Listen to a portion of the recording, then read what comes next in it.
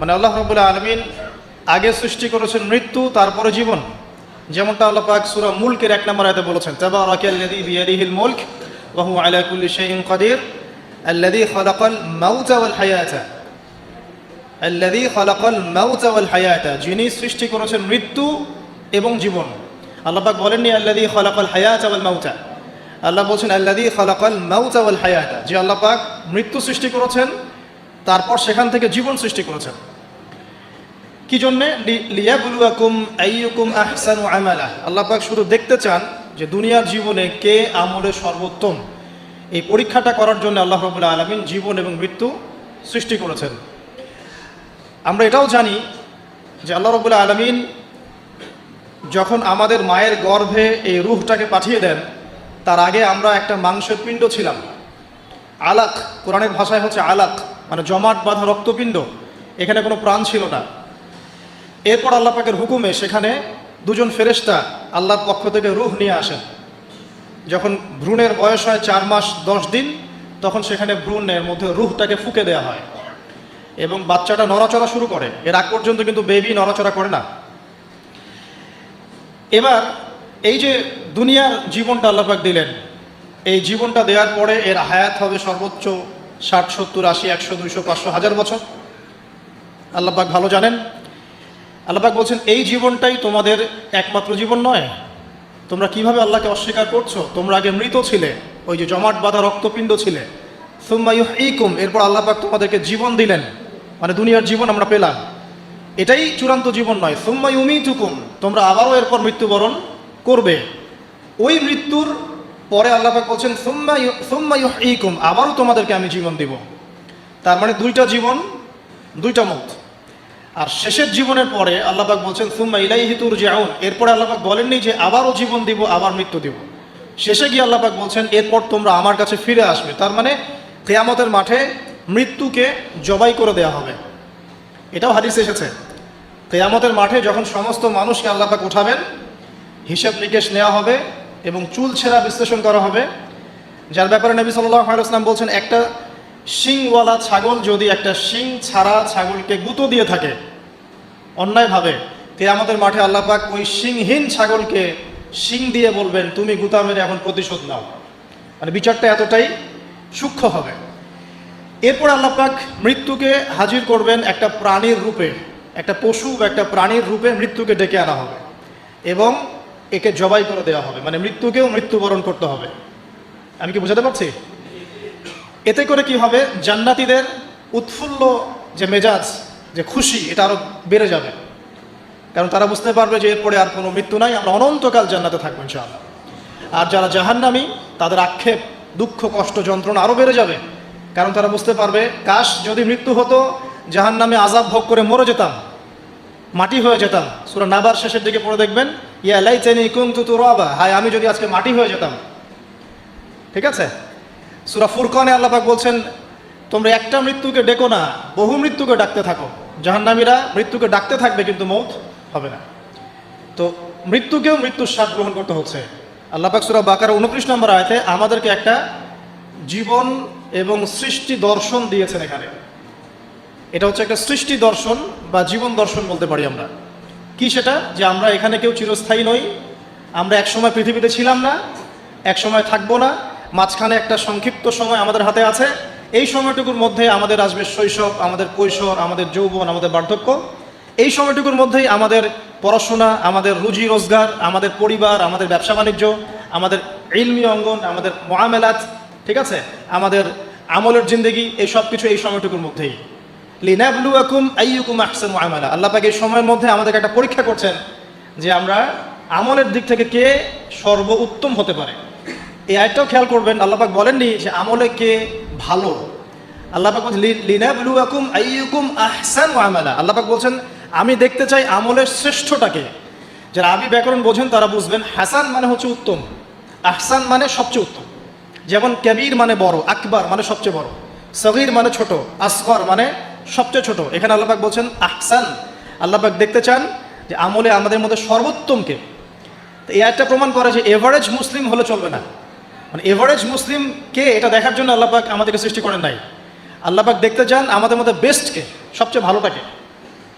তো ওই এভারেজ মুসলিম হওয়ার যে মানসিকতা আমাদের মধ্যে কাজ করে, যে নামাজ পড়বো 5 ওয়াক্ত, রোজা রাখবো রমজান মাসে, ঠিক আছে, জাকাত দিব ইত্যাদি, এতটুকু করব আমি জান্নাতে চলে যাব। আল্লাহ পাক কিন্তু এটা দেখতে চাচ্ছেন না যে কারা এভারেজ মুসলিম। লিনাবলুয়াকুম আইয়ুকুম আহসানু আমালা, আল্লাহ পাক দেখতে চান সবচেয়ে শ্রেষ্ঠকে আমলের দিক থেকে। তো এই আয়াতটা আমাদের মধ্যে একটা জীবন দর্শন ক্রিয়েট করে যে আমরা পৃথিবীতে এসেছি, চিরস্থায়ী নই, আমাদেরকে মৌতের স্বাদ গ্রহণ করতে হবে। অতএব এই সময়টুকুতে আমার কাজ কি? এখন প্রথম কাজ রবকে চিনা। প্রথম কাজ কি? রবকে চেনা। তো রবকে চেনার জন্য আল্লাহ পাক কি দিয়েছেন? কোরআন কথা বলুক, আমরা কথা বলার চাইতে কোরআনই কথা বলুক, কোরআনকে বলতে দেন। কোরআন বলছে বিসমিল্লাহির রহমানির রহিম, তোমার রবকে, মান রব্বুক, কুল হুয়াল্লাহু আহাদ, তোমার রব সেই আল্লাহ যিনি হচ্ছেন কি? এক, যিনি এক, লা শারীকা লাহ, তার কোনো শরীক নাই, ওয়া বিযালিকা উমিরতু, এবং এই আল্লাহ পাকের সাথে শরীক সাব্যস্ত না করে তার ইবাদত করার জন্য আল্লাহ পাক নবী রাসূলদেরকে আদেশ করেছেন। ঠিক আছে, আল্লাহুস সামাদ, আল্লাহ পাক অমুখপেক্ষী। অমুখপেক্ষী মানে কি? পুরো মহাবিশ্বের আল্লাহকে প্রয়োজন আছে, মহাবিশ্বের আল্লাহর কোনো প্রয়োজন নাই। আমি বুঝতে পারছি? পুরো মহাবিশ্বের এক আল্লাহকে প্রয়োজন আছে। মহাবিশ্বের প্রতিটা সৃষ্টি আল্লাহর মুখপেক্ষী, কিন্তু আল্লাহ পাক কারো মুখপেক্ষী নয়। যদি এই মহাবিশ্বের সমস্ত মাখলুক মিলে সেজদায় পড়ে যায়, আল্লাহ পাকের যে ইজ্জত, যে সম্মান, এটার এক চুল বাড়বেও না কমবেও না। আল্লাহ পাকের ইজ্জত যেমন, সম্মান যেমন, তেমনই থাকবে। একইভাবে পুরো মহাবিশ্বের সমস্ত মানুষ যদি আল্লাহর সাথে কুফরি করে, আল্লাহর বিধানের পরোয়া করে না, আল্লাহ পাকের হুকুম আহকামের পরোয়া করে না, আল্লাহর ইজ্জত, সম্মান, ক্ষমতার যাররা পরিমাণও কমে যাবে না। পুরো মহাবিশ্বের সমস্ত মাখলুক যদি একত্রিত হয়ে আল্লাহর কাছে চায় যে আল্লাহ আমাকে এইটা দাও, আমাকে ওইটা দাও, আমার এটা দরকার, আমার ওইটা দরকার, আল্লাহ পাক সবার চাহিদা যদি পূরণ করে দেন, আল্লাহর খাজান থেকে যাররা পরিমাণ কমে যাবে না। তো আল্লাহুস সামাদ মানে এটা, আল্লাহ পাক অমুখাপেক্ষী। লাম ইয়ালিদ ওয়া লাম ইউলাদ, তিনি কাউকে জন্মও দেননি, কারো কাছ থেকে তিনি জন্ম নেননি। এই যে এখন একটা প্রশ্ন, এখন তো মুক্ত চিন্তার নামে আমরা নাস্তিকতাকে প্রমোট করছি আর কি, হ্যাঁ, বাক স্বাধীনতার নামে, যে কি আল্লাহকে কে সৃষ্টি করলো? আল্লাহ যদি সব সৃষ্টি করে থাকে, নাউজুবিল্লাহ, আল্লাহকে কে সৃষ্টি করলো? আল্লাহকে যদি কেউ সৃষ্টি করে থাকে তাহলে সে তো আল্লাহর স্রষ্টা হয়ে যাবে, তাই নয় কি? নাউজুবিল্লাহ। তাহলে এভাবে পিছনে যেতে যেতে তো একটা জায়গায় শেষ হতে হবে। একটা, আমরা যখন ফিলোসফি পড়েছিলাম, একটা তত্ত্ব ছিল, তার নাম হচ্ছে কার্যকারণ তত্ত্ব। কার্যকারণ তত্ত্ব মানে হচ্ছে প্রত্যেকটা কাজের পিছনে একটা কারণ থাকে। ঠিক আছে, এই যে ব্যথা হচ্ছে কেন? কোন একটা কারণ আছে। জ্বর কেন? একটা ভাইরাস আছে। মানে প্রত্যেকটা বিষয়ের পিছনে একটা কারণ আছে। তো এই কারণ যদি আপনি সার্চ করতে যান, এটা কেন? এই কারণে। ওইটা কেন? এই কারণে। ওইটা কেন? ওই কারণে। এই করতে করতে করতে আপনাকে একটা জায়গায় গিয়ে থামতে হবে। আর সেই মহান সত্তার নাম কি? আল্লাহ। এটা আমরা বিশ্বাস করি। এখন আপনি যতই প্রশ্ন করেন এভাবে, আপনি কোনো কুল কিনারা পাবেন না। এই জন্য নবী সাল্লাল্লাহু আলাইহি ওয়াসাল্লাম বলেছেন, যখনই তোমাদের মধ্যে এই চিন্তা আসবে যে আল্লাহ পাক সব কিছু সৃষ্টি করেছেন, তাকে আবার কে সৃষ্টি করলো, তখন আউযু বিল্লাহি মিনাশ শাইতানির রাজিম করে বাম দিকে 3 বার থুতু ফেলবে। তাহলে শয়তানের ওয়াসওয়াসা তোমার মধ্য থেকে কেটে যাবে, কারণ শয়তান এই চিন্তাটা তোমার মধ্যে দিয়েছে। যেই শয়তান এই চিন্তা আপনার মধ্যে দিয়েছে, ওই শয়তান কিন্তু নাস্তিক নয়। আমি কোরআন থেকে প্রমাণ করছি, শয়তান কিন্তু আস্তিক। যখন শয়তানকে বের করে দেওয়া হচ্ছে জান্নাত থেকে, ওই যে সেজদা না করার কারণে, শয়তান বলেছে রব্বি আনজিরনি ইলা ইয়াউমি ইউবআসুন। শয়তান আল্লাহকে বলছে, রব্বি, হে আমার রব, আনজিরনি, আমাকে অবকাশ দিন, ইলা ইয়াউমি ইউবআসুন, সেই দিন পর্যন্ত যেদিন সবাইকে পুনরুত্থিত করা হবে। মানে এখানে শয়তান আল্লাহকে রব বলে ডাকছে, বুঝতে পারছেন না? শয়তান আল্লাহকে বলছেন রব্বি, হে আমার রব। তাহলে শয়তান কি আস্তিক না নাস্তিক? অথচ শয়তান পৃথিবীতে এসে চ্যালেঞ্জ নিয়েছে যে সে পুরো মানব জাতিকে জাহান্নামে নিয়ে যাবে। আর আল্লাহ পাক বলছেন, আমার মুখলেস বান্দাদের তুমি কোনো ক্ষতি করতে পারবে না। আবার শয়তান চ্যালেঞ্জ করছে, আমি ডান দিক থেকে আসবো, বাম দিক থেকে আসবো, সামন থেকে আসবো, পিছন থেকে আসবো, ওয়ালা তাজিদু আকসারাহুম শাকিরিন। আল্লাহ, আপনি বেশিরভাগকেই শুকরগুজার পাবেন না, যেটার বাস্তব প্রতিফলন আমরা এখন দেখছি। বেশিরভাগ মানুষ নামাজ পড়ে না, বেশিরভাগ দেখবেন রোজা রাখে না, বেশিরভাগই দেখবেন কোরআন পড়তে জানে না, ম্যাক্সিমাম সুদ খাচ্ছে, ম্যাক্সিমাম জেনা করে, মেজরিটি সংখ্যক মানুষ কিন্তু আল্লাহর বিধানের পরোয়া করছে না। অল্প কিছু মানুষই আল্লাহর বিধানের পরোয়া করছে। এই কথাও আল্লাহ কোরআনে বলেছেন, ওয়া কলিলুম মিন ইবাদিয়াশ শাকুর, আমার শুকরগুজার বান্দার পরিমাণ হবে কি? খুব কম। এমনকি নবী সাল্লাল্লাহু আলাইহি ওয়াসাল্লাম হাদিসে বলেছেন যে আমার উম্মতের মধ্যেই 73টা দল হয়ে যাবে। কয়টা?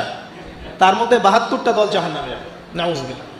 আর মাত্র একটা দল যাবে জান্নাতে, যার ব্যাপারে নবীজি বলছেন, মা আনা আলাইহি ওয়া আসহাবি, আমি যার উপরে আছি এবং আমার সাহাবীরা যার উপরে আছে। মানে পৃথিবীর যে কোনো জায়গার মানুষ, যে কোনো দেশ, যে কোনো ভাষা, যে কোনো রং, বর্ণ ইত্যাদি, তার ঈমান, তার আকীদা, তার আমল যদি নবী এবং সাহাবীদের সাথে মিলে যায়, ইনশাআল্লাহ তাআলা সে জান্নাতে যাবে। এটার জন্যে একটা দল খুলে সবাইকে ওই দলের ফর্ম পূরণ করতে হবে জরুরি না। এটা ইমানের ব্যাপার, আকীদা আমলের ব্যাপার। যে কোনো জায়গার মানুষ যদি আল্লাহ এবং তার রাসূল এবং তার সাহাবীদের মানহাজ ফলো করে ইনশাআল্লাহ তাআলা সে জান্নাতে যাবে। আল্লাহ পাক আমাদেরকে তৌফিক দান করুন, আমিন। তো এখানে বলছিলাম একটা বিষয়, যে জীবন দর্শন পাওয়ার পরে আপনাকে রবকে চিনতে হবে। রবকে চেনার জন্য আমি সূরা ইখলাসটা বলছি, লাম ইয়ালিদ ওয়া লাম ইউলাদ। তাকে কেউ জন্ম দেয়নি, আল্লাহ পাক কারো কাছ থেকে জন্মিত নন। এখন কিছু মানুষ বলছে, পৃথিবীর কোটি কোটি শত কোটি মানুষ বলছে যে আল্লাহ পাকের সন্তান আছে, নাউযুবিল্লাহ। বলছে না? পৃথিবীর শত কোটি মানুষ বলছে যে আল্লাহর সন্তান আছে, নাউযুবিল্লাহ। আর আল্লাহ পাক সূরা মারিয়ামের মধ্যে বলছেন যে এই যে তারা এই কথাটা বলছে, ইত্তাখাযাল্লাহু ওয়ালাদা, আল্লাহ পাক সন্তান গ্রহণ করেছেন, তার নাম ঈসা আলাইহিস সালাম, নাউযুবিল্লাহ। আল্লাহ বলছেন এই কথাটা যখন আসমানে উঠে, আমরা যখন কথা বলি তখন কথাগুলো বায়ুমণ্ডলে ছড়িয়ে পড়ে না? এই কথা যখন বায়ুমণ্ডলে ছড়িয়ে পড়ে, আসমানের দিকে ওঠে, তখন আসমান এবং জমিন লজ্জায়, অপমানে, কষ্টে ফেটে পড়তে চায় যখন এই কথাটা মানুষ বলে, ইত্তাখাযাল্লাহু ওয়ালাদা, নাউযুবিল্লাহ। তো দেখুন, বেশিরভাগ মানুষ কিন্তু বলছে যে আল্লাহর সন্তান আছে, নাউযুবিল্লাহ। আবার ইহুদি যারা, তারা বলছে ওযায়ের আলাইহিস সালাম আল্লাহর পুত্র, নাউযুবিল্লাহ। খ্রিস্টানরা বলছে ঈসা ইবনে মারইয়াম আল্লাহর পুত্র, নাউযুবিল্লাহ। এখন আমরা যেটা কথা বলি না, যে বেশিরভাগ মানুষ যা বলবে সেটাই সঠিক, তাহলে কি এই বেশিরভাগ মানুষ যে বলছে আল্লাহর সন্তান আছে এটা সঠিক? তাহলে এখানে কিন্তু এই কনসেপ্টটা টিকছে না। বেশিরভাগ মানুষ যা বলবে তা সঠিক হবে তখনই যখন তাদের কথা কুরআন সুন্নাহর মানদণ্ডে হবে। যদি বেশিরভাগ মানুষ বলে হ্যাঁ সুদ হারাম, অবশ্যই হারাম, বিকজ কুরআন সুন্নাহ এটা হারাম করেছে। যদি বেশিরভাগ মানুষ বলে সুদ হালাল, আপনি কি করবেন? মানবেন? যদি বেশিরভাগ মানুষ বলে মদ হালাল, জিনা হালাল, হ্যাঁ, তাহলে এই যে একটা কনসেপ্ট চালু হয়ে গেছে আমাদের মধ্যে, এটা কিন্তু ডেমোক্রেসি না, এটা ডেমোক্রেসির ভুল ব্যাখ্যা। হ্যাঁ, বেশিরভাগ মানুষ এর কথা মতামত কখন গ্রহণযোগ্য হবে? যখন সেটা আল্লাহ পাকের ঐশী গ্রন্থের আলোকে হবে, তখন অবশ্যই নিঃসন্দেহে এটা গ্রহণযোগ্য হবে। কিন্তু যদি বেশিরভাগ মানুষ আল্লাহ এবং তার রাসূলের বিধানের বাইরে কথা বলে, হালাল করে দেয় মদকে, জেনাকে হালাল করে দেয়, আপনার এই যে পর্নোগ্রাফিকে হালাল করে দেয়, সুদকে হালাল করে দেয়, তাহলে কি আমরা হালাল মেনে নিব? যদি মেনে নেন তখন কিন্তু আপনি আল্লাহ পাকের সাথে শিরক করলেন। এটা সূরা তাওবার 31 নম্বর আয়াতে পড়ে দেখবেন, লাম ইয়ালিদ ওয়া লাম ইউলাদ, আল্লাহ পাক কাউকে জন্ম দেননি, কারো কাছ থেকে জন্মিতও না। ওয়া লাম ইয়াকুল লাহু কুফুয়ান আহাদ, এটা আরো ম্যাসিভ। আল্লাহ পাকের সমতুল্য কিচ্ছু নাই। মানে কোনো কিছু যদি আপনার চিন্তায়ও আসে যে এটা আল্লাহর সমকক্ষ হতে পারে, নাউযুবিল্লাহ, সাথে সাথেই ওই কনসেপ্টটা বাতিল করতে হবে। কারণ আল্লাহ পাকের সমকক্ষ কিছু হতেই পারে না। কিছু মানুষ আছে মুসলিমদের মধ্যেও দেখা যায় যে আল্লাহ পাকের গুণ এবং আসমা ও সিফাতগুলোকে মানুষের সাথে তুলনা করছে না? অনেকেই বলেছে যে আল্লাহ পাকের হাত এই যে আমাদের হাতের মতো, নাউযুবিল্লাহ। এসব কথা বলা যাবে না। অনেকে বলেছে আল্লাহ পাকের পা মানুষের পায়ের মতো, আল্লাহ পাকের চেহারা মানুষের চেহারার মতো। অনেক ফিলোসফিক্যাল বই আমরা পড়েছি, এগুলোতে অনেক মানুষ এই কথাগুলো লিখেছে, এগুলো সম্পূর্ণ বাতিল আকিদা। লাইসা কামিসলিহি শাই, আল্লাহ পাকের মতো কিছুই নাই, কোনো কিছুই তার সাথে সাদৃশ্য হওয়ার যোগ্য নয়। তো এখানে যদি কোনো মুসলিম এরকম আকিদা পোষণ করে থাকে, এটাও একটা বাতিল আকিদা হবে। সামনে আসেন, আল্লাহকে চিনতে হলে আপনাকে আরেকটা আয়াত আমি শোনাচ্ছি, ইনশাআল্লাহ এটা যথেষ্ট হবে। আল্লাহ রাব্বুল আলামিন বলছেন, আল্লাহ পাক, লা ইলাহা ইল্লাহু, আল্লাহ পাক তিনি যিনি ছাড়া কোনো ইলাহ নাই। আল্লাহু লা ইলাহা ইল্লা হুয়াল হাইয়ুল কাইয়্যুম, তিনি হাই এবং কাইয়্যুম, হাইয়ুন কাইয়্যুম, চিরঞ্জীব, চিরস্থায়ী। চিরঞ্জীব মানে কি? মানে যখন কিছু ছিল না আল্লাহ পাক ছিলেন, যখন কিছু থাকবে না আল্লাহ পাক থাকবেন। সময়ের ঊর্ধ্বে আল্লাহ রাব্বুল আলামিন, সময়ের চেয়ে অনেক ঊর্ধ্বে, বরং সময় তো আল্লাহই সৃষ্টি করেছেন, আর আমরা সবাই সময়ের মধ্যে পড়ে আছি। আমাদের এখানে দিন রাত যেমন আল্লাহ রাব্বুল আলামিনের কাছে এমন নয়, মোটেই এমন নয়, বরং কিয়ামতের দিনটাই হবে আল্লাহ পাকের হিসেবে আমাদের দিনের চেয়ে 50,000 বছরের সময়। তাহলে এই সময়ের যে একটা আমরা গোলক ধাঁধায় পড়ে আছি, এক একটা গ্রহের সময় এক এক রকম, এক একটা গ্যালাক্সিতে সময় এক এক রকম। আল্লাহ পাক এগুলো ঊর্ধ্বে, চিরঞ্জীব, চিরস্থায়ী। আপনারা যারা সায়েন্সে পড়েছেন, আপনারা যে আইনস্টাইনের সূত্র পড়েছেন না, যে সময়ের আলোর বেগে যদি কোনো বাহন ছুটে মহাকাশে, তাহলে পৃথিবীতে দেখা গেল একজনের বয়স 25, ও মহাকাশে 25 বছর ঘুরে আসলো, এসে দেখেছে, আবার পৃথিবীতে এসে দেখলো তার ওই ভাই যার বয়স 25 ছিল তার বয়স এখন 50, কিন্তু ওই বেচারার বয়স কিন্তু 25ই থেকে গেছে। এই সূত্রটা জানেন না? তো সময় কিন্তু সব জায়গায় একরকম নয়, এখানে অনেক ব্যাপার আছে। আল্লাহ রাব্বুল আলামিন চিরঞ্জীব এবং চিরস্থায়ী। আল্লাহু লা ইলাহা ইল্লা হুয়াল হাইয়ুল কাইয়্যুম লা তাখুযুহু সিনাতুন ওয়া লা নাওম, আল্লাহ পাক বলছেন তাকে তন্দ্রাও স্পর্শ করে না, নিদ্রাও স্পর্শ করতে পারে না। তন্দ্রা কি? এই যে আমাদের ঝিমুনি আসে এটা তন্দ্রা, আর নিদ্রা কি, আমরা যেটা ঘুমিয়ে যাই এটা নিদ্রা। তো নিদ্রাকে বলা হয়েছে মৃত্যুর ভাই। এই কারণে জান্নাতে মানুষ যখন যাবে তাদের ঘুম হবে না, মানে জান্নাতে কোনো ঘুম নাই, কারণ ঘুম হচ্ছে মৃত্যুর ভাই। তো আল্লাহ পাককে ঘুমও স্পর্শ করতে পারে না এবং ঝিমুনি তন্দ্রাও স্পর্শ করতে পারে না। এমন একটু চিন্তা করে দেখেন, এই লক্ষ কোটি বছর ধরে যে মহাকাশ চলছে সৃষ্টির পর থেকে, আল্লাহ রাব্বুল আলামিন একটা মুহূর্ত সময়কে রেস্ট নিয়েছেন? একটা জাররা পরিমাণ সময়কে তিনি রেস্ট নিয়েছেন? তাহলে সেই মহান সত্তা যিনি এক জাররা পরিমাণ সময়ও তার ক্লান্তি বোধ হয় না, তার কোনো ঘুম আসে না, তার কোনো তন্দ্রা স্পর্শ করে না, তা আমরা সেই আল্লাহর বান্দা হয়ে কি আল্লাহর বিধান বা তার আনুগত্যের বাইরে যাওয়া ঠিক হবে? এটা সহজ। আল্লাহকে চিনতে শিখুন। আল্লাহ পাক কে? আল্লাহ রাব্বুল আলামিন তো এমন একজন সত্তা যে আপনি সারাটা জীবন আল্লাহর বিপক্ষে চলেছেন, আজকে 2 রাকাত নামাজ পড়ে যদি তওবা করে ফিরে আসেন, ইমিডিয়েটলি আল্লাহ পাক আপনাকে মাফ করতে পারেন। আবার আপনি সারা জীবন ভালো কাজ করেছেন, শেষে গিয়ে এমন একটা কথা বললেন, এমন একটা কাজ করলেন, হতে পারে সেই কাজের জন্য আল্লাহ না করুক আপনার জাহান্নামের ফয়সালা হয়ে যেতে পারে। নাউজুবিল্লাহ। তো আল্লাহকে চিনতে শিখুন। তিনি আর রাজ্জাক, আপনাকে রিজিক দেন, জন্ম দিয়েছেন, সৃষ্টি করেছেন, পরিণত করেছেন, আমাদেরকে আকৃতি দিয়েছেন, আমাদের জান, আমাদের মাল, আমাদের ইজ্জত সম্মান, পরিবার, প্রতিপত্তি সবকিছুর মালিককে? সবকিছুর মালিক আল্লাহ রাব্বুল আলামিন। এই কনসেপ্ট যার মনে ক্লিয়ার, ইনশাআল্লাহ তাআলা তার মনে লা ইলাহা ইল্লাল্লাহ ঠিক আছে। আর যার মনের মধ্যে লা ইলাহা ইল্লাল্লাহ ঠিক আছে, ইনশাআল্লাহ সে একদিন না একদিন জান্নাতে যাবে ইনশাআল্লাহ। আসুন সামনে যাই। লা তাখুযুহু সিনাতুন ওয়া লা নাওম লাহু মা ফিস সামাওয়াতি ওয়া মা ফিল আরদ। আসমান সমূহ, এখানে আসমান একটা আসমান বলা হয় না, পুরো আসমান সমূহ এবং এই জমিনে যা কিছু আছে সবকিছু কার? আল্লাহ। আসমান সমূহটা বোঝেন। একদিন বলেছিলাম একটা এক্সাম্পল, যে এই পুরো মহাবিশ্বে পৃথিবীর অবস্থানটা কতটুকু।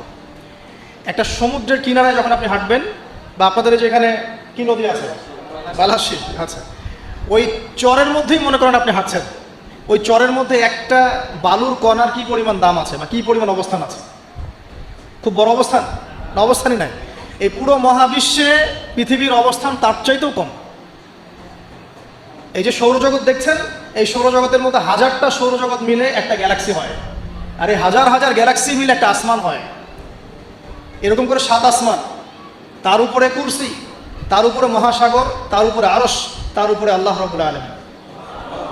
তাহলে চিন্তা করেন যে পৃথিবীতে আমরা কতটুকু অবস্থান নিয়ে আছি। তো এই সমস্ত কিছু কার সৃষ্টি?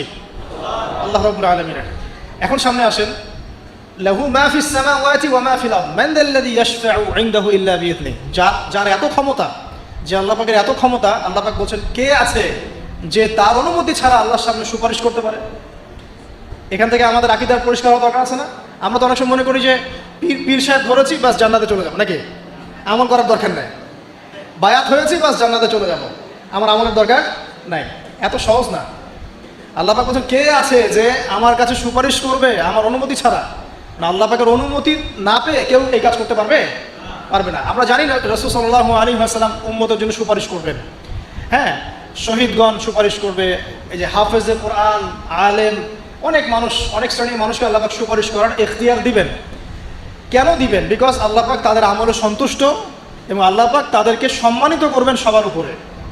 মনে করেন এখানে অনেক মানুষ আছে, এর মধ্যে একজনকে আপনি সবচেয়ে বেশি পছন্দ করেন, সে আপনাকে সন্তুষ্ট করেছে, তাকে সম্মানিত করতে চাচ্ছেন আপনি। এখন তাকে ডেকে নিয়ে আসলেন সবার সামনে, এনে আপনি যে ফুলের তোড়া উপহার দিলেন, মানে আপনি তাকে ভালোবাসেন, তাকে সম্মান করেন। এখন সে আপনাকে যদি কিছু বলে যে আমার অমুক ভাই আছে, সেও মাশাআল্লাহ পথে চেষ্টা করছে, আপনি তাকে একটু সুযোগ দেন, তখন আপনি কিন্তু ওকে সুযোগ দিবেন। এইটা সুপারিশ। মানে বিষয়টা হচ্ছে যে যখন আল্লাহ রাব্বুল আলামিন কিছু মানুষের উপর সন্তুষ্ট হবেন, তখন গিয়ে আল্লাহ রাব্বুল আলামিন তাদেরকে সুপারিশ করার এখতিয়ার দিবেন। কিন্তু আল্লাহ পাকের অনুমতি ব্যতীত এই কাজটা কেউ করতে পারবে না। এটা আমাদের কনসেপ্ট ক্লিয়ার থাকা উচিত। মান যাল্লাযী ইয়াশফাউ ইনদাহু ইল্লা বিইذনিহি ইয়ালামু মা বাইনা আইদিহিম ওয়া মা খালফাহুম। আল্লাহ পাক সেই সত্তা, আপনার রব সেই সত্তা যিনি সামনের এবং পিছনের খবর জানেন, মানে অতীত, বর্তমান, ভবিষ্যৎ সব জানেন। আদম আলাইহিস সালাম সৃষ্টি হওয়ার প্রথম দিন কি খেয়েছেন আল্লাহ পাক এখন জানেন। কথা বুঝতে পারছেন না? আমরা জানি? কোন ইতিহাসের বই আমাদেরকে সলিউশন দিতে পারবে? জান্নাত জাহান্নামের ফয়সালা হয়ে যাওয়ার পরে, এটা বোঝেন, জান্নাত জাহান্নামের ফয়সালা হয়ে যাওয়ার পর জান্নাতীরা 100 কোটি বছর পরে কি খাবে, কি করবে, কি পড়বে, আল্লাহ পাক এই মুহূর্তে সেটা জানেন। ঠিক একইভাবে জাহান্নামীরা জাহান্নামে যাওয়ার 100 কোটি বছর পর তাদের কি আযাব হবে, কি পানিশমেন্ট দেওয়া হবে, ওদের অবস্থা কি হবে, আল্লাহ পাক এখনই সেটা দেখতে পারেন। তা আমরা তো আল্লাহকে চিনি না, এই কারণে আমরা আল্লাহর বিরোধিতা করি, তার নবীর বিরোধিতা করি, ইসলাম কোরআন হাদিসের বিরোধিতা করছি। আমরা তো আল্লাহকে চিনি না। আল্লাহ পাক বলছেন ইয়ালামু মা বাইনা আইদিহিম ওয়া মা খালফাহুম, সামনে পিছনে যা আছে, অতীত বর্তমান ভবিষ্যৎ সব আল্লাহ পাক জানেন। ইয়ালামু মা বাইনা আইদিহিম ওয়া মা খালফাহুম ওয়া লা ইউহিতুনা বিশাইইন মিন ইলমিহি ইল্লা বিমা শা। আল্লাহ পাকের যে মহা জ্ঞান, অসীম জ্ঞান, এই জ্ঞানটাকে কোনো কিছুই পরিব্যাপ্ত করতে পারে না। এই যে ইসলামের এগেনস্টে যত প্রশ্ন করা হয়, আল্লাহকে কে সৃষ্টি করলো, ইসলামে ওই বিধান কেন, হ্যাঁ পর্দা কেন, কেন বহুবিবাহ, কেন এইটা, কেন সেইটা, এই যে যত প্রশ্ন এখন করা হয় মুক্ত চিন্তার নামে, এটার একমাত্র কারণ কি জানেন? একমাত্র কারণ জ্ঞানের স্বল্পতা। কারণ তাদের ক্ষুদ্র জ্ঞান আল্লাহ পাকের বিশাল জ্ঞানকে পেনিট্রেট করতে পারে না। এই কারণে ওদের কাছে মনে হয় এইটা কেন, ওইটা কেন, এইটা কেন। এখানে বিষয়টা হচ্ছে যে মহান সত্তা পুরো মহাবিশ্ব সৃষ্টি করছেন, নিঃসন্দেহে তার জ্ঞান আমার জ্ঞানের চেয়ে অনেক বেশি। এবং তিনি যে বিধানটা নাজিল করবেন, যা বলবেন তার প্রতিটা অক্ষর নিঃসন্দেহে সত্য। এটা আমার বুঝে আসুক বা না আসুক, আমাকে আত্মসমর্পণ করতে হবে, এটা বুদ্ধিমানের কাজ। এর মধ্যে অনেক কিছুর ব্যাখ্যা আমি বের করতে পারবো, অনেক কিছু হয়তো পারবো না। যেটা পারবো সেটা আলহামদুলিল্লাহ, যেটা পারবো না ইনশাল্লাহ আগামীতে হয়তো সেটা বের হবে, হবে না? কোরআন দিয়ে প্রত্যেকটা যুগ এবং জিজ্ঞাসার জবাব দেওয়া হয়েছে না। এখন হয়তো ওয়ার্ল্ডে এমন নতুন নতুন কিছু মাসালা এসেছে যেগুলো এখন পর্যন্ত আবিষ্কৃত হচ্ছে না। হয়তো সামনের দিনগুলোতে দেখবেন ঠিকই এগুলো আবিষ্কার হয়েছে। দেখবেন হয়তো কয়েকদিন পর যদি নাসা বলে যে হ্যাঁ জান্নাত জাহান্নাম বলে কিছু আছে, আমরা দেখেছি, ওরা এখন বলছে না মহাবিশ্ব এখানে প্রাণ আছে, এই আছে, সেই আছে, মানুষ বিশ্বাস করছে। কয়েকদিন পর যদি তারা এই কথাটা বলে, তখন দেখবেন সারা বিশ্বের মানুষ বিনা বাক্যে বিশ্বাস করবে। তো যেটা আগামীতে হবে সেটা আল্লাহ পাক আগেই জানিয়ে দিয়েছেন। তো প্রকৃত মুসলিম এবং বুদ্ধিমান মুসলিম সে যে নিঃশর্তভাবে আল্লাহ পাকের এই বিধানগুলোকে মেনে চলে, এখানে কোনো প্রশ্ন করতে যায় না। কারণ সে জানে আমার জ্ঞানটা সসীম, আল্লাহ পাকের জ্ঞান অসীম। ক্ষুদ্র জ্ঞান কখনো আল্লাহর মহাজ্ঞানকে পেনিট্রেট করতে পারে না। এটা আল্লাহ পাক বলছেন যে আল্লাহর মহাজ্ঞানকে কোনো সত্তাই পরিবেষ্টন করতে পারবে না ইল্লা বিমা শা। যতটুকু জ্ঞান তিনি দিতে চান এতটুকু বাদ দিয়ে, যতটুকু জানিয়েছেন এতটুকু বাদ দিয়ে আমরা জানি না। যেমন কিয়ামতের অনেক সাইনের কথা বলা আছে না, এক্স্যাক্টলি কোন দিনে কিয়ামত হবে কেউ বলতে পারবে? পারবে না। আল্লাহ পাক যতটুকু চান এতটুকু আমরা জানি। ইয়ালামু মা বাইনা আইদিহিম ওয়া মা খালফাহুম ওয়া লা ইউহিতুনা বিশাইইন মিন ইলমিহি ইল্লা বিমা শা ওয়াসিআ কুরসিয়ুহু সামাওয়াতি ওয়াল আরদ। আল্লাহ পাক বলেন এই মহাবিশ্বকে আল্লাহ পাকের কুরসিটা ঘিরে রেখেছে। এই কুরসি কিন্তু আরশ নয়, এই কুরসি পুরো মহাবিশ্বকে ঘিরে রেখেছে। এর উপরে আছে মহাসাগর, তার উপরে আছে আরশে আযীম। ঠিক আছে, ওয়াসিআ কুরসিয়ুহু সামাওয়াতি ওয়াল আরদ ওয়া লা ইয়াউদুহু হিফযুহুমা ওয়া হুয়াল আলিয়্যুল আযীম। এবং এই পুরো মহাবিশ্বকে পরিচালনা করতে বা নিয়ন্ত্রণ করতে আল্লাহ পাকের যাররা পরিমাণও কোনো কষ্ট হয় না। তো এই হচ্ছে আপনার রব, যে রব আপনাকে সৃষ্টি করেছেন এবং দুনিয়াতে একটা হায়াত দিয়েছেন এবং আপনাকে তিনি মৃত্যু দিবেন, এরপর আবার পুনরুজ্জীবিত করবেন, তারপর বিচার ফয়সালা হবে, এরপর হয় জান্নাত না হলে জাহান্নাম। না, আপনি আপনার রবকে চিনতে শিখুন, তাহলে ইনশাআল্লাহু তাআলা এটা আপনার জন্য সহজ হবে আল্লাহর আনুগত্য করা, তার দাসত্ব করা। এরপর কি আল্লাহ পাক কি করলেন? আল্লাহ রাব্বুল আলামিন রবকে চিনতে শেখানোর পরে আমাদেরকে পৃথিবীতে পাঠিয়েছেন। পৃথিবীতে পাঠিয়ে কি আল্লাহ পাক আমাদেরকে ছেড়ে দিয়েছেন? না, আল্লাহ রাব্বুল আলামিন ঐশী গ্রন্থ নাজিল করেছেন এবং এই ঐশী গ্রন্থটাই হচ্ছে সত্য মিথ্যার চূড়ান্ত মানদণ্ড।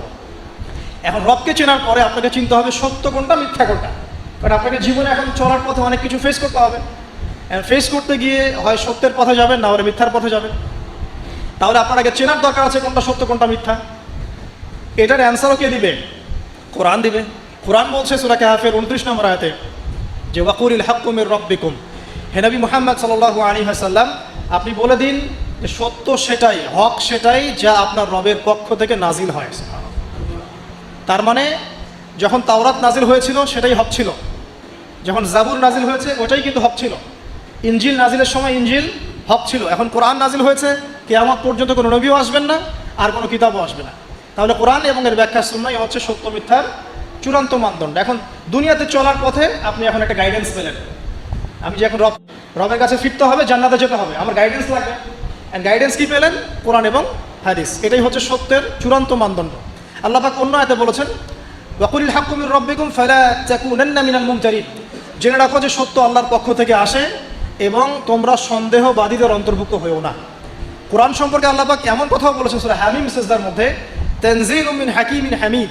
এই কোরআন হচ্ছে এমন একটা সত্তার পক্ষ থেকে এসেছে যে সত্তা হচ্ছে প্রশংসিত এবং মহিমান্বিত। লা ইয়াতিহিল বাতিলু মিন বাইনি ইয়াদাইহি ওয়ালা মিন খালফিহি। কোরআন এমন একটা কিতাব যার ডান বাম সামন পিছন কোনো দিক থেকেই বাতিল তাকে স্পর্শ করতে পারে না। সুবহানাল্লাহ। তো আপনি একটা গাইডেন্স পেলেন যে কী ফলো করবেন আপনি, ঠিক আছে? আল্লাহ পাক এটা কিন্তু সূরা বাকারাতেও বলেছেন, কুল নাহবিতু মিনহা জামিআ, তোমরা পৃথিবীতে নেমে যাও, ফাইম্মা ইয়াতিয়ান্নাকুম মিন্নি হুদান, তোমাদের কাছে আমার পক্ষ থেকে হেদায়েত আসবে, ফামান তাবিআ হুদায়া, যারা আমার হেদায়েত মেনে চলবে, ফালা খাউফুন আলাইহিম ওয়ালা হুম ইয়াহজানুন, তাদের কোনো ভয় নাই, কোনো দুশ্চিন্তাও নাই। ওয়াল্লাযীনা কাফারু ওয়া কাযযাবু বিআয়াতিনা, যারা কুফরি করবে এবং আমার আয়াতকে মিথ্যা প্রতিপন্ন করবে, উলাইকা আসহাবুন নার, এরা হবে জাহান্নামের অধিবাসী, হুম ফিহা খালিদুন। তাহলে আপনি গাইডেন্স কিন্তু পেয়ে গেলেন। কোত্থেকে আসবে গাইডেন্স? আল্লাহর পক্ষ থেকে। সর্বশেষ নবীকে মুহাম্মদ সাল্লাল্লাহু আলাইহি ওয়াসাল্লাম, সর্বশেষ গাইডেন্সটা কি তাহলে? কোরআন এবং এর ব্যাখ্যা কি হাদিস আছে না নাই? অনেকেই বলে কোরআনই যথেষ্ট, হাদিসের প্রয়োজন নাই। মূল কথা হচ্ছে এই যে এই কথার মধ্য দিয়ে আপনি কোরআনকে অস্বীকার করেছেন। আমি আপনাকে দেখাচ্ছি সূরা হাশরের 7 নম্বর আয়াতে আল্লাহ পাক বলছেন যে রাসূল যা দেন, ওয়া মা আতাকুমুর রাসূলু ফাখুযু, রাসূলুল্লাহ সাল্লাল্লাহু আলাইহি ওয়াসাল্লাম তোমাদেরকে যা দেন তোমরা সেটা গ্রহণ করো, ওয়া মা নাহাকুম আনহু ফান্তাহু, এবং রাসূল সাল্লাল্লাহু আলাইহি ওয়াসাল্লাম যা থেকে বিরত থাকতে বলেছেন বিরত থাকো। এই যে রাসূল যা দেন, রাসূল যা বিরত থাকতে বলেন, এটা কোথায় আছে? হাদিসে। তাহলে আপনি যদি হাদিস না মানেন তাহলে কোরআনের এই আয়াতই ফলো করতে পারছেন না। এমন অনেক বিধান আপনি পাবেন যেগুলোর মূলনীতি কোরআনে দেওয়া আছে, ব্যাখ্যা হাদিসে দেওয়া আছে। আর আমাদের অনেকের একটা ধারণা যে কোরআন এবং হাদিস আলাদা আলাদা উৎস, আসলে এমনটা বিষয়টা নয়। কোরআন এবং হাদিস একই উৎস থেকে এসেছে, একই সত্তার পক্ষ থেকে আসা অভ্রান্ত সত্যের উৎস। ওয়া মা ইয়ানতিকু আনিল হাওয়া ইন হুয়া ইল্লা ওয়াহয়ুন ইউহা। আল্লাহ পাক বলছেন রাসূল সাল্লাল্লাহু আলাইহি ওয়াসাল্লাম নিজের মন গড়া কোনো কথাই বলেন না, তিনি সে কথাটাই বলেন যা আল্লাহ তাকে ওহী করেন। রাসূল যে বলেছেন এই যে দাড়ির কথা, টুপির কথা, এই যে আপনার পাগড়ির কথা, টাকের উপরে কাপড়ের কথা, এগুলো মন থেকে বলেন নাই, নিজের ইচ্ছা থেকে বলেন নাই, আল্লাহ পাকের আদেশ এসেছে বলেই বলেছে। প্রতিটা কথাই আল্লাহর ওহী। এই কারণে এখানে কোরআন এবং হাদিস দুটো শাস্ত্র হয়েছে, আলটিমেটলি দুটোই কিন্তু একই উৎস থেকে আসা। এখন আপনি গাইডেন্স পেলেন দুনিয়াতে কী কী ফলো করে চলবেন। এখন এই কোরআন এবং হাদিস কি হাতে ধরিয়ে দেওয়া যথেষ্ট? মানে কোরআনের একটা বই দিয়ে দিলাম, একটা হাদিসের বই দিয়ে দিলাম, ব্যাস এখন জীবন চলেন, পারবেন? পারা যায় না। এটা কি এত সহজ? কোরআন ধরিয়ে দেওয়া হলো, হাদিস ধরিয়ে দেওয়া হলো, এখন আপনাকে বলা হলো আপনি চলেন, তাই কি হবে? হবে না। এই কারণে আল্লাহ রাব্বুল আলামিন শুধু হেদায়েত পাঠিয়েই ক্ষান্ত হন নাই, নবী রসুলও পাঠিয়েছেন। আমি কি বুঝতে পারছি? আল্লাহ পাকের দয়া দেখেন। এবং নবী রসুল পাঠাতে পাঠাতে কেউ বলে 1,24,000, কেউ বলে 2,24,000, তাই না? সংখ্যাটা যাই হোক না কেন, সর্বশেষ নবী হিসাবে আপনি পাচ্ছেন নবী মুহাম্মদ সাল্লাল্লাহু আলাইহি ওয়াসাল্লামকে। এবং এই নবী মুহাম্মদ সাল্লাল্লাহু আলাইহি ওয়াসাল্লামের মধ্য দিয়ে আল্লাহ পাক কোরআন সুন্নাহ আমল করিয়ে দেখিয়েছেন যে কীভাবে আমল করে জান্নাতে যেতে হবে। তাহলে আপনি রবকে চিনলেন, গাইডেন্স পেলেন, এবার রাসূলও পাচ্ছেন, একজন মুর্শিদ পাচ্ছেন, আপনি একজন পথ প্রদর্শক পাচ্ছেন। কাকে ফলো করবেন, কিভাবে ফলো করবেন? আল্লাহ পাক নামাজ পড়তে বলেছেন, যেভাবে ইচ্ছা সেভাবে নামাজ পড়তে পারবো না। রাসূল যেভাবে নামাজ পড়েছেন ওইভাবে পড়তে হবে। রোজা রাখতে বলেছেন, আমি কি ইচ্ছা মতো রোজা রাখতে পারবো? পারবো না। রাসূল যেভাবে রেখেছেন ওইভাবে রাখতে হবে। জাকাত দিতে বলেছেন, আপনি কি যা ইচ্ছা তাই জাকাত দিবেন? রাসূল যেভাবে দিয়েছেন সেইভাবে দিবেন। ঠিক এভাবেই আপনার জীবনের প্রতিটা কাজ, একদম ঘুমানো থেকে শুরু করে ঘুম থেকে ওঠা, ইস্তেঞ্জা করা, খাওয়া দাওয়া করা, কাপড় পরা, নামাজ পড়া, জিকির করা, আপনার তাসবিহ তালিম তিলাওয়াত, ইলম অর্জন করা, আমল করা, আর কি বলবো, এই যে আপনার ব্যবসা, আপনার চাকরি, সমাজ পরিচালনা, রাষ্ট্র পরিচালনা, সব কিছুর একটা গাইডেন্স দেওয়া আছে। কোরআন সুন্নাহয় গাইডেন্স আছে এবং সেটাকে প্র্যাকটিক্যালি আমল করে কে দেখিয়েছেন? রাসূলুল্লাহ সাল্লাল্লাহু আলাইহি ওয়াসাল্লাম এবং তার সাহাবীগণও তাকে ফলো করেছেন। এই যে আপনি এখন গাইডেন্স পেয়ে গেলেন, ব্যাস আপনার দুনিয়ার জীবনটা চলাটা কি হলো? সহজ হলো। এখন যদি কোনো ব্যক্তি তার জীবনের 24টা ঘন্টাকে রাসূলুল্লাহ সাল্লাল্লাহু আলাইহি ওয়াসাল্লামের সুন্নাহ মতো ঢেলে সাজায়, ইনশাআল্লাহ তাআলা সে অবশ্যই জান্নাতে যাবে ইনশাআল্লাহ। এবং সে ইনশাআল্লাহ হাউজে কাউসারের পানিও পাবে, রাসূলের সুপারিশও পাবে, অনন্তকাল সে জান্নাতে চিরস্থায়ী হবে ইনশাআল্লাহ। এখন আপনি পাচ্ছেন এখানে রবকে চেনার দর্শন, আপনি কোরআনে পাচ্ছেন এই যে গাইডেন্সের দর্শন, আপনি পাচ্ছেন একজন পথ প্রদর্শকের দর্শন, আরও পাবেন আপনি এখানে কি পাচ্ছেন? ব্যক্তি দর্শনও পাবেন। গাইডেন্স দেওয়া আছে, রাসূলকে পাঠানো হয়েছে, এখন আপনার আমার দায়িত্ব কি? একটা আয়াত আপনাকে জবাব দিবে, মাত্র একটা আয়াত বলছে। সূরাতুল আল ইমরানের 102-3 নম্বর আয়াত পড়ে দেখেন। 102 নম্বর একটা পড়েন, আল্লাহ পাক বলছেন ইয়া আইয়ুহাল্লাযীনা আমানু, হে মুমিনগণ, ইত্তাকুল্লাহ। এখন আপনাকে আমাকে ইন্ডিভিজুয়ালি বোঝানো হচ্ছে, সব বাদ দাও, এখন আপনি আমি চিন্তা করব। ইত্তাকুল্লাহ, তুমি আল্লাহকে ভয় করো। হে মুমিনগণ, তোমরা আল্লাহকে ভয় করো, ব্যক্তিকেন্দ্রিক। ইত্তাকুল্লাহ হাক্কা তুকাতিহি, এমনভাবে ভয় করো যেভাবে ভয় করা দরকার, মানে পরিপূর্ণ তাকওয়া অবলম্বন করো। ওয়ালা তামুতুন্না ইল্লা ওয়া আনতুম মুসলিমুন, পরিপূর্ণ মুসলিম বা মুসলমান না হয়ে তোমরা মৃত্যুবরণ করো না।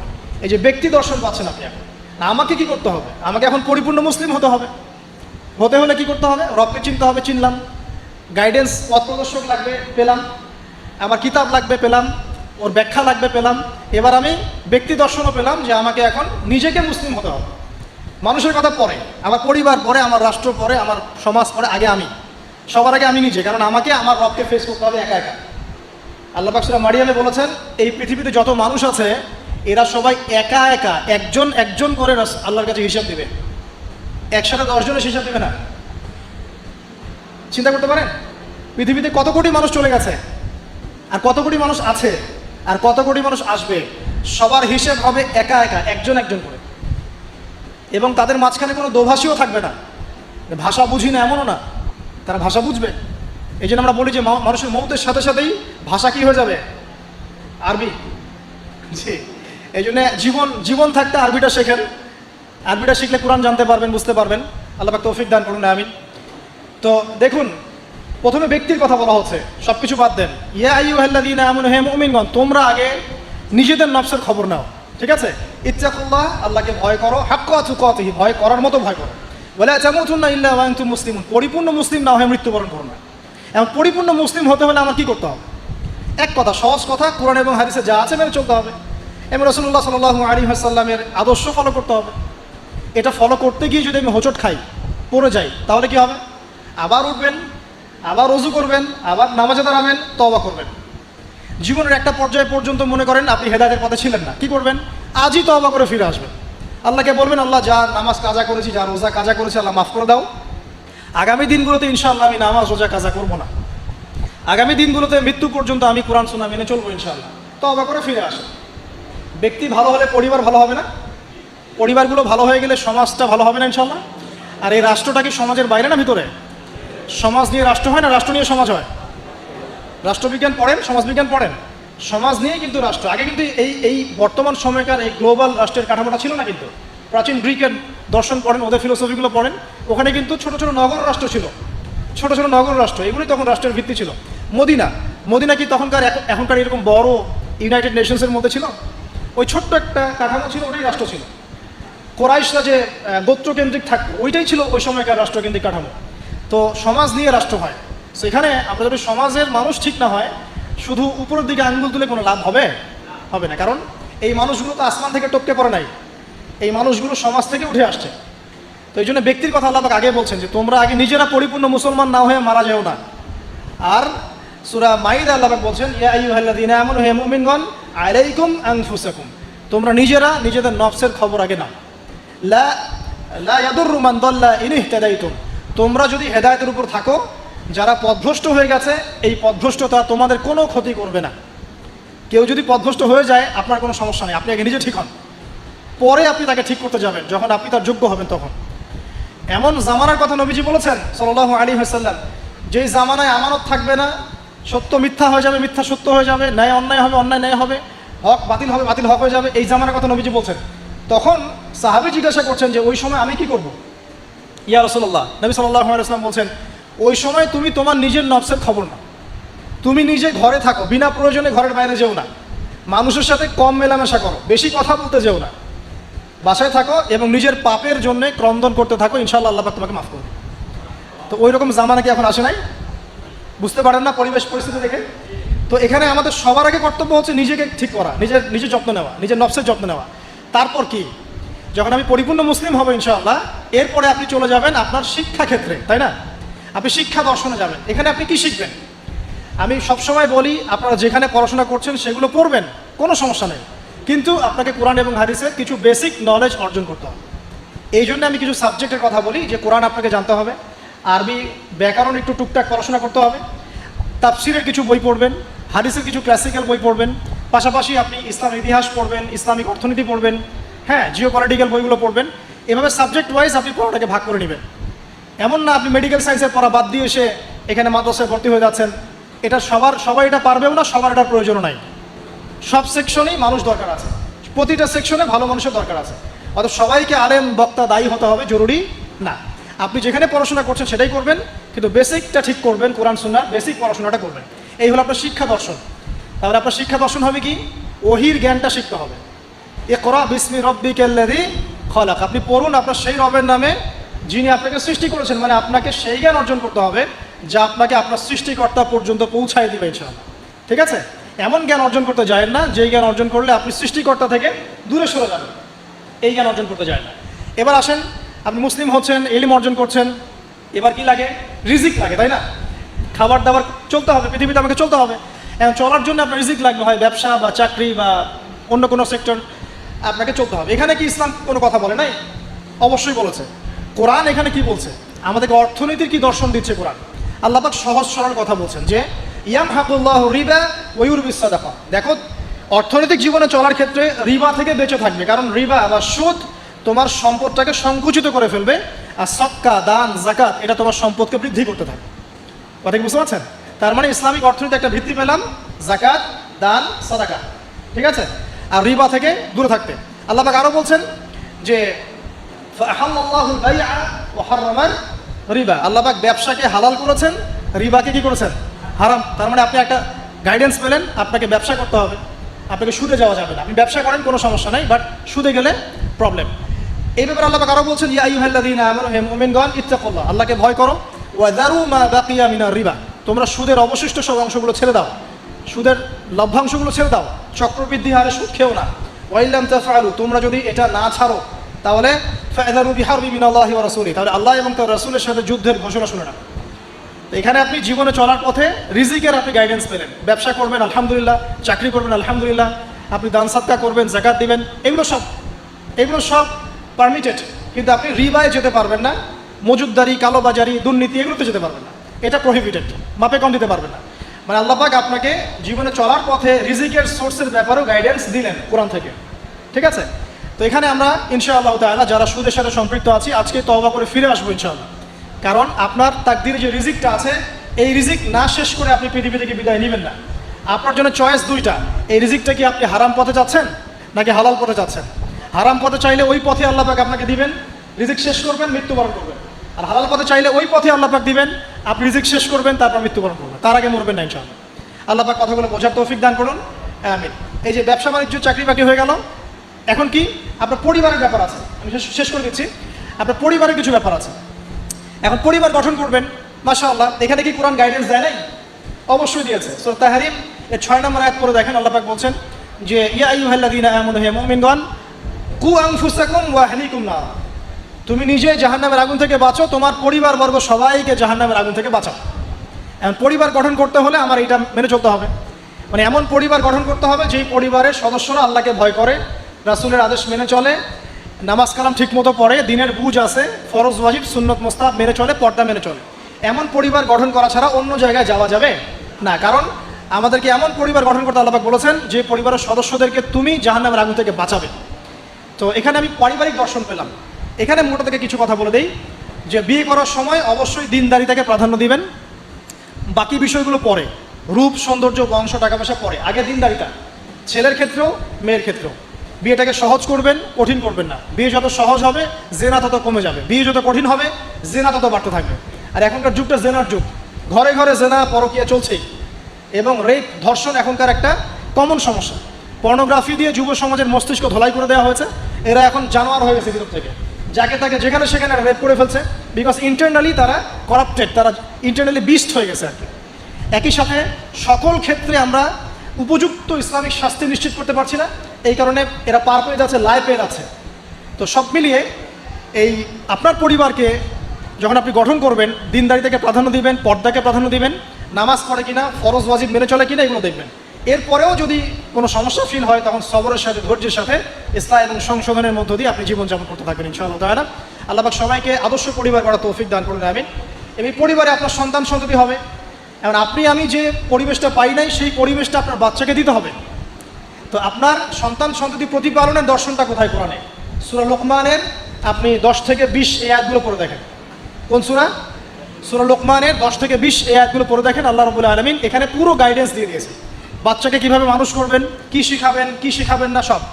লোকমান আলাইহিস সালাম তার বাচ্চাকে শেখাচ্ছেন শিরক করো না, সৎ কাজের আদেশ দিও, অসৎ কাজে নিষেধ করো, সবর করো, মানুষ ভালো মন্দ বলবে তখন সবর করো, পিতা মাতার অবাধ্য হয়েও না, ঠিক আছে। তবে পিতা মাতা যদি তোমাকে আল্লাহর বিরুদ্ধে নিয়ে যায় তখন তাদের সাথে সবরের সাথে আচরণ করো, কিন্তু তাদের সাথে কটু আচরণ করো না, তাদের কথা মেনে নিও না। যদি তারা তোমাকে শিরক করতে বলে ওদের কথা মেনে নিও না, কিন্তু তাদের সাথে ভালো আচরণ করো। তো এখানে আপনাকে পুরো গাইডেন্স দেওয়া হবে কীভাবে আপনি সন্তান প্রতিপালন করবেন।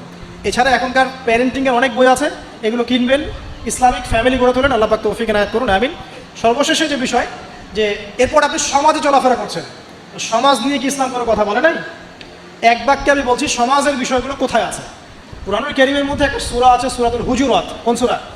সূরা হুজুরাত। এই সূরা হুজুরাতটা পুরো বাসায় গিয়ে পড়ে ফেলেন, দেখবেন একটা সমাজ কিভাবে চলবে বা চলা উচিত আল্লাহ পাক এখানে সব কিছু বলেছেন। একটা বিষয় আল্লাহ পাক বাদ দেন নাই। শুধুমাত্র এই সূরার উপর যদি এই বাংলার এই মুসলিম সমাজ আমল করতে পারে, ইনশাআল্লাহ এই সমাজে কোনো অন্যায়, অবিচার, জুলুম থাকবে না ইনশাআল্লাহ আযজা ওয়া জাল্লা। এবং ইনশাআল্লাহ পুরো সোসাইটি মিলেই জান্নাতে যাবে ইনশাআল্লাহ তাআলা। আমরা আমাদের সমাজকে ভালোবাসবো, অবশ্যই দেশকে ভালোবাসবো, এবং আমরা চাবো যে আমাদের পুরো কমিউনিটি নিয়ে যেন আমরা আল্লাহর সাথে সাক্ষাৎ করতে পারি, জান্নাতে যেতে পারি। এই কারণে আমাদের উপর নৈতিক দায়িত্ব যে কোরআন থেকে এই সলিউশনগুলো মানুষের সামনে তুলে ধরা। আল্লাহ পাক যেন আমাদের সবাইকে আদর্শ সমাজ গড়ার তৌফিক দান করেন এবং সূরা হুজুরাতের উপর আমল করার তৌফিক এনায়েত করেন, আমিন। আচ্ছা, সর্বশেষ একটা পয়েন্ট বলে শেষ করে দেই, আমাদের নামাজের সময় চলে যাচ্ছে। আমি এতক্ষণ যে কথাগুলো বলেছি এই কথাগুলোর সামারি করে দিই আগে। প্রথমে আমি আপনাকে বলেছি যে এই জীবনে আমরা চিরস্থায়ী নই, মৃত্যুবরণ করতে হবে। সো আমাদের হাতের সময় আছে হায়েস্ট 50, 60, 70 বা 100 বছর। এই সময়টুকুতে আমি কিভাবে আল্লাহর পথে চলবো, আল্লাহ পাক একা ছেড়ে দেন নাই। আমরা রবকে চিনেছি আয়াতুল কুরসির মধ্য দিয়ে, সূরা ইখলাসের মধ্য দিয়ে। সেই রবের দাসত্ব করবো কিভাবে, আল্লাহ পাক দিয়েছেন কোরআন এবং এর ব্যাখ্যা হাদিস, এটা ফলো করবো। কিভাবে ফলো করবো? নবী সাল্লাল্লাহু আলাইহি ওয়াসাল্লামের আদর্শ অনুযায়ী ফলো করবো, সাহাবীদের মতো করে ফলো করবো ইনশাআল্লাহ। এরপর কি হবে? এরপর আমি ব্যক্তি জীবনকে আগে সমৃদ্ধ করবো। আমার ব্যক্তি জীবনে আমি জ্ঞান অর্জন করবো, আমল করবো, তাসকিয়া অর্জন করবো, আমার ব্যক্তি জীবনটাকে আমি ইসলামের পথে উৎসর্গ করবো। এরপরে কি? এরপর আমি চলে যাব অর্থনীতিতে। আমার ব্যবসা বাণিজ্যের প্রয়োজন আছে, আমি ব্যবসা বাণিজ্যের ক্ষেত্রে হালাল হারাম মেনে চলবো। ইকোনমিক সেকশনে আমি হালাল হারাম মেনে চলবো, আল্লাহর বিধান মেনে চলবো। শিক্ষাক্ষেত্রে আমি আল্লাহর ওহির জ্ঞান অর্জন করব। এরপর পরিবার গঠন করব, সেখানেও আমি ইনশাআল্লাহ তাআলা আদর্শ ইসলামিক পরিবার গড়ে তোলার চেষ্টা করব। এরপর সমাজ যদি গঠন করতে হয় তখন আমি গিয়ে সূরা হুজুরাতের সাহায্য নিব। এর মধ্য দিয়ে ইনশাআল্লাহ আমি একটা আদর্শ সমাজের রোল মডেল পাবো। আর সর্বশেষ যেটা হলো, আরও বড় সেকশন, পররাষ্ট্রনীতির কথা বলছেন, রাষ্ট্রীয় কথাগুলো বলছেন, বিচারের কথাগুলো বলছেন, এই প্রতিটা বিষয়ের হেদায়েতও কোরআনে দেয়া আছে। এখন এই যুগে, এই সময়ে, এই একবিংশ শতাব্দীতে এসে এই পশ্চিমাদের দৌরত্বের এই যুগে আমরা এটা কতটুকু করতে পারবো আমরা জানি না, কিন্তু জেনে রাখা ভালো। জাস্ট জানার জন্য বলছি, আল্লাহ রাব্বুল আলামিন কুরআনুল কারীমের মধ্যে বলেছেন যে ইয়া দাউদ, হে দাউদ, সূরা সাওয়াদের 26 নম্বর আয়াতে আল্লাহ পাক বলেন, ইয়া দাউদ, হে দাউদ, ইন্না জাআলনাকা খলিফাতান ফিল আরদ, হে দাউদ আমি তোমাকে পৃথিবীতে খলিফা করেছি। আল্লাহর খলিফাকে, যে আল্লাহ রাব্বুল আলামিনের বিধান মেনে চলে সেই তো আল্লাহর খলিফা। হে দাউদ আমি তোমাকে পৃথিবীতে খলিফা করেছি, তোমার কাজ কি? ফাহকুম বাইনান নাসি বিল হক, তোমার কাজ হচ্ছে মানুষের মধ্যে হকের মানদণ্ডে বিচার ফয়সালা করবে। আর হক কি আমি কিন্তু আগে বলেছি সূরা কাহফ 29 নম্বর আয়াতে, যে হক সেটাই যেটা আল্লাহর পক্ষ থেকে নাজিল হয়। এই মানদণ্ডে তুমি মানুষের মাঝখানে বিচার ফয়সালা করবে। ওয়ালা তাত্তাবিউল হাওয়া, এবং তুমি তোমার প্রবৃত্তির দাসত্ব করবে না। ফায়ুদিল্লাকা আন সাবিলিল্লাহ, তাহলে এটা তোমাকে আল্লাহর পথ থেকে সরিয়ে নিয়ে যাবে। ইন্নাল্লাযীনা ইউদিল্লুনা আন সাবিলিল্লাহ, নিশ্চয়ই যারা আল্লাহর পথ থেকে বিচ্যুত হয়ে যায়, লাহুম আযাবুন শাদীদ, তাদের জন্য আছে প্রচণ্ড যন্ত্রণাদায়ক শাস্তি। বিমা নাসু ইয়াউমাল হিসাব, এই কারণে যে তারা হিসাবের দিনটা ভুলে গিয়েছে। এখানে আমরা একটা দর্শন পেয়ে গেলাম যে আমাদেরকে যদি আল্লাহ রাব্বুল আলামিন বড় লেভেলে নিয়ে যান, তখন আপনাকে কি ফলো করে সমাজ, রাষ্ট্র এবং পলিটিক্যাল অ্যাফেয়ার্সগুলো ডিল করতে হবে। জানি আমি আপনাদের চেয়ে খুব ভালো করে জানি যে এটা বর্তমান বিশ্বে অলমোস্ট ইম্পসিবল। বর্তমান বিশ্বের যে কাঠামো, ঈসা ইবনে মারইয়াম এবং মাহদী আসার আগ পর্যন্ত এটা ইম্পোজ করা অলমোস্ট ইম্পসিবল। তারপরে আমরা জেনে রাখছি, বিকজ এটা জানার অধিকার তো আপনাদের আছে। আল্লাহ পাক সূরা মাইদা আরও বলেছেন, ওয়ামান লাম ইয়াহকুম বিমা আনজালাল্লাহু ফাউলাইকা হুমুল কাফিরুন। সূরা মাইদা পড়েন 44, 45, 47 তিনটা আয়াত পড়বেন। আল্লাহ পাক বলছেন, যে ব্যক্তি বা যারাই আল্লাহ পাকের নাজিলকৃত বিধান অনুযায়ী ফয়সালা করছে না, তারা জালেম, তারা ফাসিক, তারা কাফের। আল্লাহ পাক বলেছেন, আমার কথা নয়। আল্লাহ পাক আরও বলছেন, যখন তোমরা পলিটিক্যাল অ্যাফেয়ার্সে যাবে, ওয়ালা তাত্তাখিযুল ইয়াহুদা ওয়ান নাসারা আউলিয়া, তোমরা ইহুদি এবং নাসারাদেরকে বন্ধু রূপে গ্রহণ করো না। এই আয়াতটা তেলাওয়াত করলে আমাদের মিডল ইস্টের যারা আছে শাসকরা, তাদের কলিজা কাঁপা শুরু হয়ে যায়। আল্লাহ পাক বলেছেন, ইয়া আইয়ুহাল্লাযীনা আমানু, হে মুমিনগণ, লা তাত্তাখিযুল ইয়াহুদা ওয়ান নাসারা আউলিয়া, তোমরা ইহুদি এবং নাসারাদেরকে বন্ধুরূপে গ্রহণ করো না। কেন গ্রহণ করো না? বা'দুহুম আউলিয়াউ বা'দ, এরা একে অপরের বন্ধু। ওয়া মান ইয়াতাওয়াল্লাহুম মিনকুম, তোমাদের মধ্যে কেউ যদি ওদের দিকে মুখ ফিরায়, ফাইন্নাহু মিনহুম, সে তাদের অন্তর্ভুক্ত। ইন্নাল্লাহা লা ইয়াহদিল কওমাজ যালিমিন, আল্লাহ পাক এই জালেমদেরকে হেদায়েত করেন না। সেরকম অনেক আয়াত কোরআনে আছে। এখানে যখন আল্লাহ পাক ওই লেভেলে মানুষকে নিয়ে যাবে, তখন তার উচিত হবে, যদি তার সামর্থ্য থাকে, ক্ষমতা থাকে, তাহলে আল্লাহ রাব্বুল আলামিনের সেই বিধানগুলোকে ইম্পোজ করা। যেটা আমি বলে দিলাম, এই দাজ্জালীয় সভ্যতার যুগে এটা অলমোস্ট ইম্পসিবল। তারপরেও যে ন্যায়ের কথা বলা হয়, যতটুকু পারা যায় অতটুকুর মধ্যেই আল্লাহ রাব্বুল আলামিনের হক, ন্যায়, যেটা আমাদের সমাজের জন্য কল্যাণকর, এই ডিসিশনগুলো নিতে কোনো আপত্তি নেই। আল্লাহ রাব্বুল আলামিন আমাদের ঊর্ধ্বতন কর্তৃপক্ষ যারা আছে সবাইকে শক্তিশালী করুন, আমরা দোয়া করি, এবং তাদেরকে আল্লাহ রাব্বুল আলামিনের কোরআন এবং হাদিস বোঝার তৌফিক দান করুন। সরাসরি না হলেও টেকনিক্যালি ইসলামের বিধানগুলোকে ইম্পোজ করার তৌফিক আল্লাহ পাক সবাইকে দান করুন, আমিন। আল্লাহ রাব্বুল আলামিন আমাদের সবাইকে মাফ করে দিন। এই দুনিয়ার জীবনটা যেন আমরা আল্লাহর আনুগত্যে কাটাতে পারি, আল্লাহ পাক সেই তৌফিক আমরা সবাইকে দান করুন। এবং আমরা আরও বলছি যে আল্লাহ রাব্বুল আলামিন আমাদেরকে কোরআন সুন্নাহর জ্ঞানী হওয়ার তৌফিক দান করুন, বেশি বেশি করে আমল করার তৌফিক দান করুন, আদর্শ ইসলামিক পরিবার গড়ার তৌফিক দান করুন। পাশাপাশি আমাদেরকে যারা রিজিকের সমস্যায় ভুগছি, হালাল রিজিকের সোর্স যাদের জুটছে না, আল্লাহ পাক এই বেকারত্ব দূর করে দিন এবং হালাল রিজিকের পথ প্রশস্ত করে দিন, আল্লাহুম্মা আমিন। আমাদের সমাজটাকে আল্লাহ রাব্বুল আলামিন কোরআনের কাঠামোতে করে তোলার তৌফিক দান করুন, এবং আল্লাহ পাক আমাদের ঊর্ধ্বতন কর্তৃপক্ষ যারা আছে সবাইকে শক্তিশালী করুন, যাতে করে তারা ইসলামের কল্যাণে কাজ করতে পারেন, আমিন। সুবহানাকা আল্লাহুম্মা বিহামদিকা আশহাদু আল্লা ইলাহা ইল্লা আনতা আস্তাগফিরুকা ওয়া আতুবু ইলাইক। আসসালামু আলাইকুম ওয়া রাহমাতুল্লাহি ওয়া বারাকাতুহু।